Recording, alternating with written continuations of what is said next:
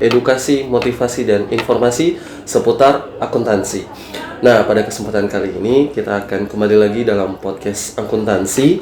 Setelah sekian lamanya kita sempat break, jadi pada kesempatan kali ini kita akan kembali lagi dalam bintang tamu atau narasumber kita, Bapak Dr. Haryono Kamase. Kepada Bapak, selamat Pak, selamat datang di podcastnya kami Pak. Bagaimana kabarnya Pak? Alhamdulillah baik, selamat datang. Oke, baik. Nah Pak, sedikit mungkin ada banyak yang bertanya-tanya, mungkin ada beberapa mahasiswa yang mungkin baru tahu bagaimana sosoknya Bapak. Mungkin bisa Bapak sedikit perkenalkan diri Pak, terkait latar belakangnya Bapak. Terima kasih, saya namanya sudah ditahu Haryono Pasangkamase. Saat ini sebagai Ketua Program Studi Akuntansi Terapan Sektor Publik di jurusan Akuntansi Fakultas Ekonomi dan Bisnis Universitas Tadulako. Kalau latar belakang pendidikan atau apanya? Ya, sedikit mungkin Pak. Oke. Saya meraih gelar sarjana ekonomi di bidang akuntansi tahun 2003 di Universitas Hasanuddin. Kemudian meraih gelar master akuntansi di Universitas Gadjah Mada tahun 2011. Kemudian meraih gelar doktor di akuntansi juga, bidang akuntansi juga di Universitas Gadjah Mada tahun 2022. Oke, mantap, luar biasa. Berarti Bapak memang baru selesai ya Pak doktornya ya Pak ya? Iya. Oke. Makanya mungkin ada beberapa sempat yang mungkin tanya, mungkin siapa sih sosok ini baru kelihatan. Ternyata Bapak sudah lama ya jadi dosen akuntansi di FEB Unpad. Sejak tahun 2006. Oh, 2006. Tapi sempat untuk keluar untuk sekolah. Oke. Jadi Bapak sebagai koordinator program studi D4 ya Pak ya? Ya, tapi tidak keren ya kalau D4, karena D4 itu relatif sama dengan D3 dinaikkan pangkatnya 1 tahun. Biasanya orang menyebutnya akuntansi terapan. Akuntansi terapan. Nah, jadi teman-teman sebelumnya yang kita ketahui bahwa di akuntansi sebelumnya itu kan D3 akuntansi, dan sempat kita podcastkan lalu dengan Pak Masrudin selaku koordinatornya, tapi sekarang beralih ke Bapak lagi. Nah, pada kesempatan ini Pak, kita mau bincang-bincang terkait program studi D4 akuntansi sektor publik atau akuntansi terapan. Nah, pada kesempatan ini Pak, program studi ini hadir dengan tujuan apa sih Pak di Fakultas Ekonomi dan Bisnis Universitas Tadulako? Substansi tujuannya akuntansi terapan atau sarjana akuntansi terapan. Ciri utama akuntansi atau sarjana akuntansi sektor publik itu adalah menjadi menghasilkan para akuntan-akuntan yang profesional atau ahli di bidang akuntansi sektor publik, khususnya akuntansi pemerintahan.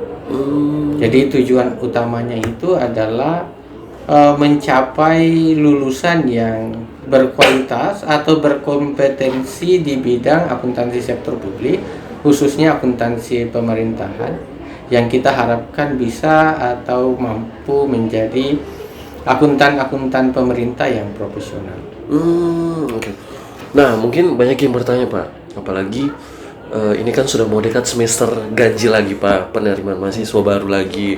Nah, pasti akan bertanya-tanya seperti apa program studi D4 akuntansi. Nah, salah satu mungkin yang mahasiswa akan bertanya-tanya, mereka lapangan pekerjaannya bagaimana ini Pak? Nah, tujuannya ini bagaimana? Apakah luas? Apakah ini merupakan salah satu kesempatan yang bisa mereka raih? atau mungkin bisa menjelaskan sedikit terkait bagaimana masa depan dari D4 akuntansi ini, dan apa bedanya dengan S1. Oke. Nah, gitu sih Pak. Sedikit. Oke, saya kira itu pertanyaan yang bagus. Sebenarnya peluang besar sarjana terapan akuntansi sektor publik itu untuk peluang kerja itu sangat luas karena mereka itu menggunakan prinsip-prinsip akuntansi atau betul-betul menjadi ahli atau kompeten di bidang akuntansi, tidak hanya berbasis konsep tetapi berbasis keterampilan. Keahlian, sehingga memungkinkan bisa bekerja di perusahaan dan bisa juga bekerja di sektor non privat atau yang lebih kita kenal sebagai sektor publik. Jadi meskipun mereka basicnya sektor publik, tetapi dasar-dasar atau prinsip-prinsip akuntansi secara konseptual mereka juga peroleh melalui proses pembelajaran, sehingga kita harapkan mampu bersaing di dunia kerja. Dan perbedaannya dengan S1 itu S1 akademik karena kita di D4 itu sarjana terapan berbasis vokasional atau keahlian.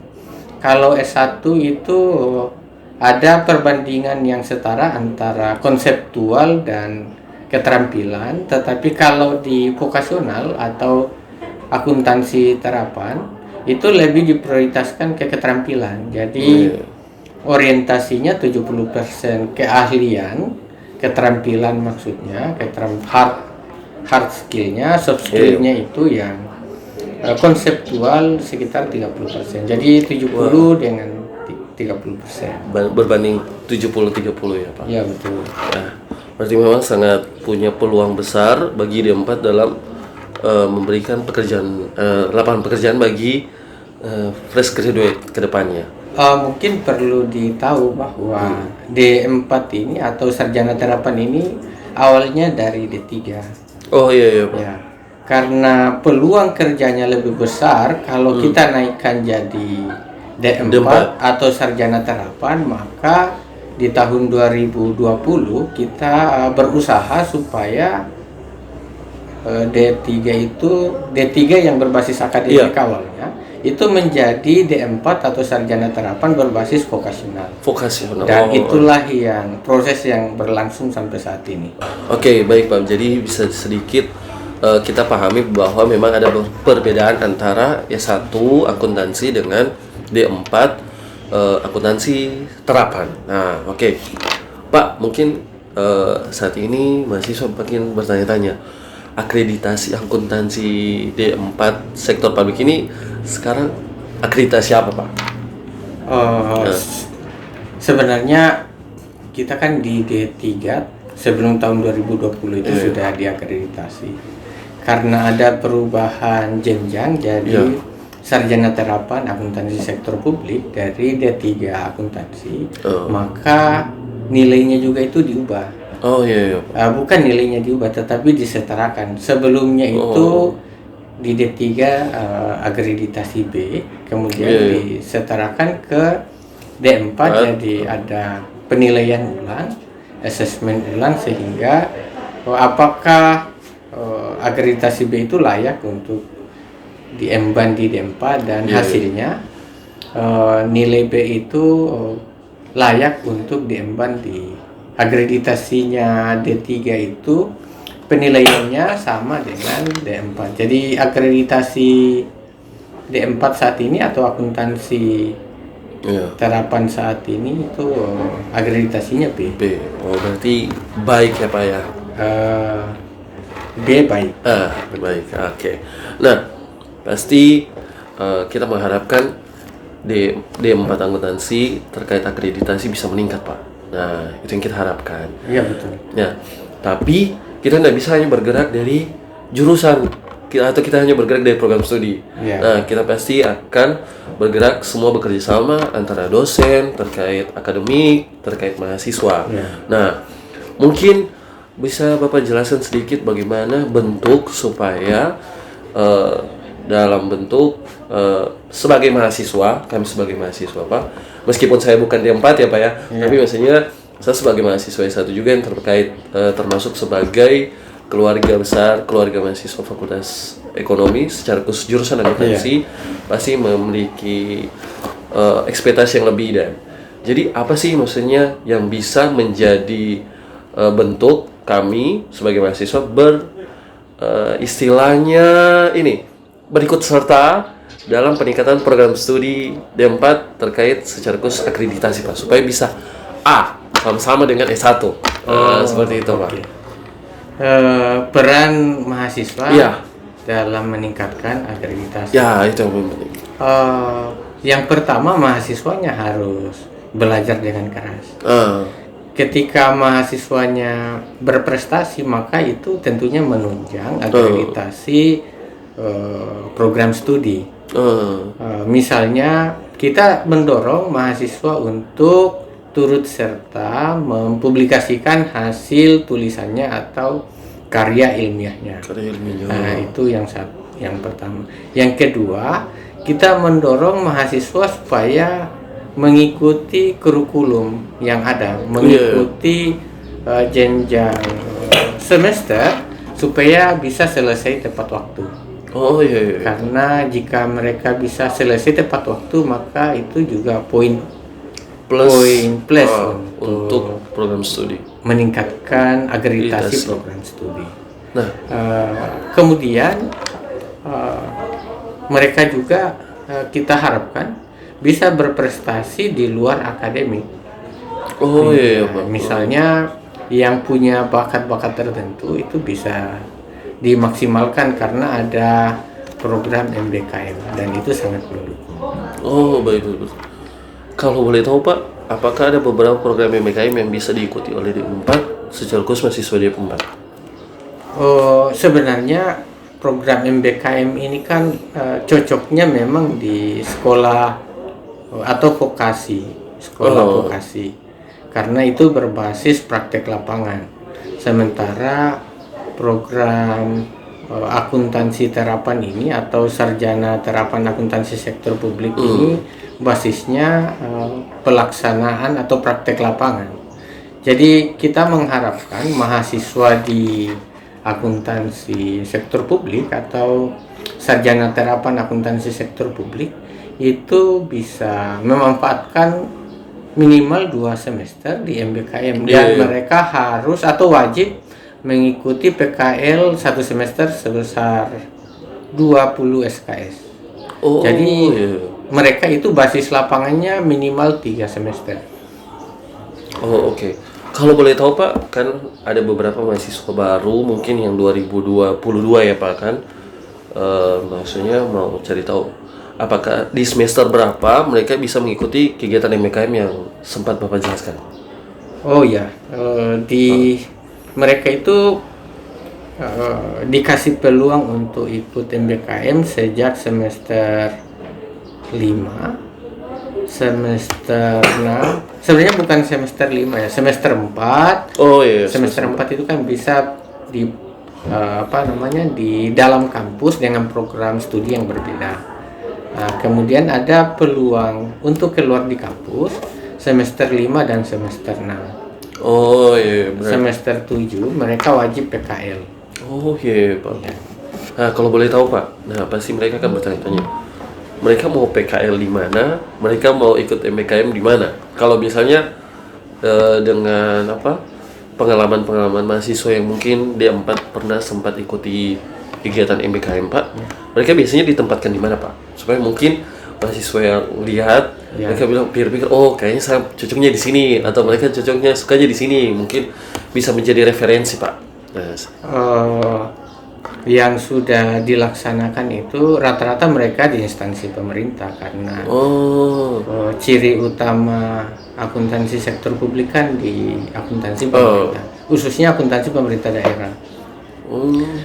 Tapi ada juga yang di swasta misalnya yang ambil di BPJS Kesehatan, ada juga di BUMN. Badan usaha milik negara ya. Jadi peluang MBKM-nya memang besar, dan tentunya tidak lepas dari aturan MBKM yang di intra kampus itu 1 semester dan di luar 2 semester. Oke, berarti memang bisa dipahami Pak, berarti memang banyak beberapa kegiatan yang bisa mendukung dalam peningkatan akreditasi D4 secara khusus bagi mahasiswa agar bisa bergerak maju bersama sesuai dengan motonya Padin, jurusan akuntansi, bersinergi, bergerak, maju bersama. Oke. Nah, terakhir Pak, mungkin pesan dan kesan. Nah, kalau boleh tahu juga Pak, Bapak mulai menjabat jadi koordinator program studi dari kapan Pak? 2022 ya, bulan Oktober. Berarti cukup lama ya Pak? Oktober, beberapa bulan, Desember, belum 1 tahun ya Pak? Betul Pak. Mungkin Pak, ada pesan, kesan selama menjabat meskipun belum 1 tahun Pak, mungkin ada yang bisa dirasakan, ada yang perlu disampaikan ke mahasiswa, perlu juga disampaikan ke dosen-dosen, supaya maksudnya dalam upaya mencapai akuntansi yang unggul dan berwawasan global. Kita mulai dari pesan atau kesan? Pesan dulu, kesan dulu ya. Ya, kesan dulu Pak. Kesannya itu tentunya kesan yang positif ya, karena kan ada juga yang negatif. Tapi negatif artian bukan jorok ya, tapi sesuatu yang perlu ditingkatkan. Kesan pertama itu mahasiswa, dari sisi mahasiswa sarjana terapan akuntansi sektor publik itu memiliki kebersamaan yang baik dalam saling mendukung dalam hal peningkatan kompetensi. Itu mungkin yang pertama ya, mereka saling mendukung untuk bisa menjadi lebih baik. Misalnya saling mensupport.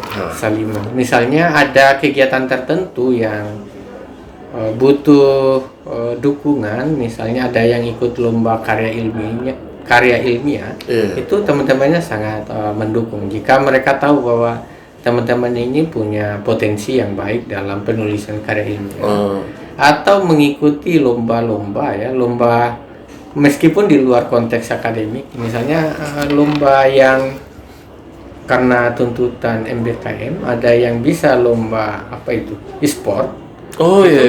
Mereka sangat dukung karena pertama itu setelah melihat situasinya bahwa mereka itu suka bekerja sama, sehingga kita membuat itu forum mahasiswa, saya agak lupa kemarin, forum mahasiswa sektor publik. Jadi mereka bikin forum, di dalam forum itu dibentuk ketua-ketua angkatan. Itu sangat menunjang. Jadi untuk memfasilitasi saling mendukung mereka, kita buat satu forum dan ada kepemimpinan tiap angkatan. Itu kesan yang pertama. Yang kedua, fasilitas yang tersedia itu saya kira sudah fasilitas dalam proses pembelajaran itu sudah baik ya, yang tersedia saat ini. Itu saya pikir kalau dimaksimalkan itu sudah bisa mendukung kita untuk memperoleh akreditasi unggul. Itu untuk fasilitas. Yang perlu kita secara hati-hati lihat itu aturan akademik. Jadi kita perlu juga memperhatikan standar operasional prosedur untuk memberikan layanan supaya itu memberi kepastian. Meskipun saat ini sudah berjalan, tetapi kesan yang kita lihat itu ada beberapa poin yang bisa diperbaiki.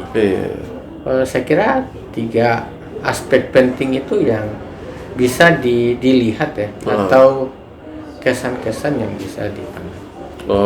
Sip. Kemudian terakhir pesannya dari dosen. Iya. Nah, kita harapkan dosen itu karena sebagian besar dosen yang mengajar di sarjana terapan akuntansi sektor publik adalah dosen yang berasal dari dosen akademik atau S1 program S1 akuntansi. Nah, kita mengharapkan meningkatkan iklim akademik dalam hal penyajian materi secara praktis. Baik. Jadi kita mengharapkan konseptual yang awalnya biasa kita anut itu dikurangi waktunya, dialihkan ke praktek. Nah, yang kedua itu meningkatkan suasana akademik. Jadi mahasiswa kita harapkan bisa meningkatkan suasana akademiknya ya. Meningkatkan keterampilannya secara andragogi, kemudian menyadari bahwa persaingan buat mereka makin ketat. Betul. Dan dari unsur pimpinan fakultas, saya kira mereka juga harus memperlakukan berbeda karena ini akuntansi terapi. Iya, betul. Memperlakukan berbeda maksudnya bukan dispesialkan, tetapi harus berbeda perlakuan ketika mereka di akademik, kemudian mereka di praktek. Karena betul. Ciri-cirinya berbeda ya. Iya, artinya tidak menspesialkan tapi sama-sama jalan. Iya. Oke. Baik Pak, terima kasih banyak Pak sudah berkesempatan pada podcast kami, sudah memberikan informasi terkait bagaimana program studi D4 akuntansi sektor publik atau akuntansi terapan. Nah, terima kasih banyak Pak. Adapun beberapa hal yang mungkin bisa teman-teman ingat bahwa memang banyak fasilitas yang sudah diberikan oleh jurusan secara khusus kayak taman itu Pak. Nah, jadi bisa teman-teman bikin kelompok-kelompok belajar untuk sambil bertukar pikiran, berdiskusi terkait penyelesaian studi mungkin atau tugas yang mereka kerjakan. Jadi teman-teman bisa berusaha untuk bisa menyelesaikan studi, apalagi kalau tidak salah ada juga program percepatan studi ya Pak ya, yang sedang dibuat. Kalau di D4 belum. Sarjana terapan akuntansi sektor publik kita prosesnya reguler. Agak berbeda. Belum ada yang tertinggal. Nanti percepatan kan kalau ada yang tertinggal dipercepat yang tertinggal ini. Betul. Ini masih mengikuti proses pembelajaran secara reguler. Betul. Berarti semoga tidak bangun masih bagus. Ya, semoga tidak ada penurunan. Tidak perlu klinik ya supaya. Betul Pak. Semoga mereka semua sehat-sehat. Alhamdulillah, puji Tuhan Pak. Semoga. Oke, terima kasih banyak Pak sudah hadir dalam podcast Accounting Creative and Podcast. See you next time. Sampai jumpa dalam Accounting Creative and Podcast yang memberikan informasi, edukasi, informasi seputar akuntansi. See you next time and goodbye.